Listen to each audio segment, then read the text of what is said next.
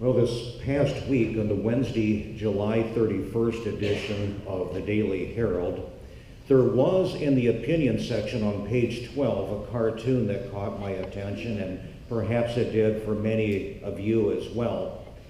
It showed two women supposedly enjoying a day off on the beach, suitably clad in beach attire and sun hats and sunglasses.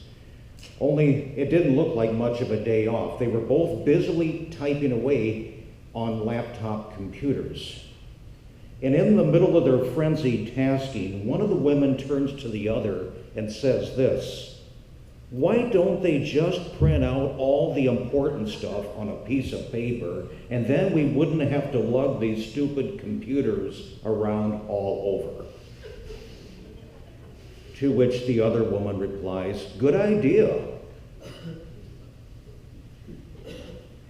I sometimes wonder if society is in the process of coming full circle, back to a point of origin, or at least back to a place that is more manageable. I sometimes wonder if we're headed back to simpler times. I hope we are. Last week, I bought a cup of coffee at McDonald's. My wife and I usually don't buy coffee away from home. We brew a pot of coffee, then I'll put it in traveling mugs. But last week, I went through the McDonald's drive-thru and ordered a cup of coffee, and I was surprised when they handed me the coffee in a paper cup. Now, subconsciously, I was expecting a styrofoam cup. I don't know when they started doing paper. And it just felt so retro. And I was surprised by this. Personally, just speaking for myself, I'm a big fan of this whole movement to get away from the use of plastic, of consumer plastic. For too many years, worldwide, not just in the United States, but worldwide, our overuse of plastic has done a lot of damage to the planet, and it's high time that we reverse course.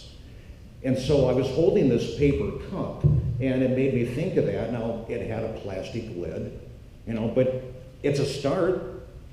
And of course, there is the matter that in order to make paper cups, you have to cut down trees. So the solutions that we have, I know they're not airtight solutions, but at least we're trying. At least more and more people are caring about this. The stuff of materialism and consumerism has put some things at risk in our environment, and I'm glad to see that people are at least trying to do something about it. Stuff is kind of what the Gospel of Luke talks about this week. Someone in the crowd that Jesus is talking to, someone was upset about the whole matter of their family's inheritance. And let's pick up here in verse 15. Jesus says this: "For one's life does not consist in the abundance of possessions." And then Jesus tells a parable about a rich man who hoards his wealth. And the problem is he places his entire value system in his own wealth. And Jesus referred to such people, verse 21. He says, "Those who store up treasures for themselves, but are not rich toward God." What he was talking about then is every bit as relevant as it is for us today in our world of laptops and iPhones, of Land Rovers and lattes.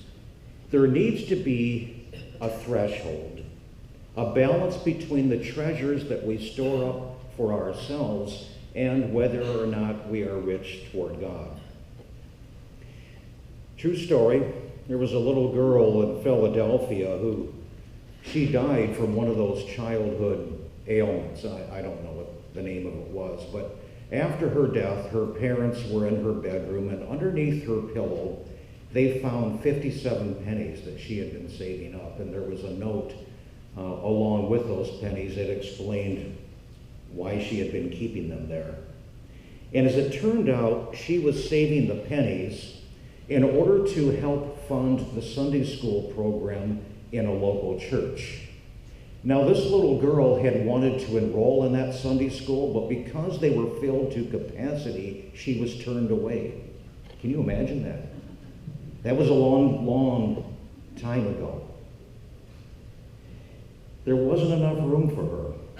So she started saving up her pennies because she wanted to help fund that program. And here's what she wrote on the note that was with the pennies. It said this: to help build the little temple bigger so more children can go to Sunday school. The poor little girl never got to see her dream come to fruition. 2 years after she began saving her pennies, she contracted illness and she passed away. But still, word got out around that congregation, and then soon a local Philadelphia newspaper picked up that story. And when people heard about the little girl's 57 pennies, they became motivated and inspired to add to that and to cause her 57 pennies to grow. And money began pouring in from all over.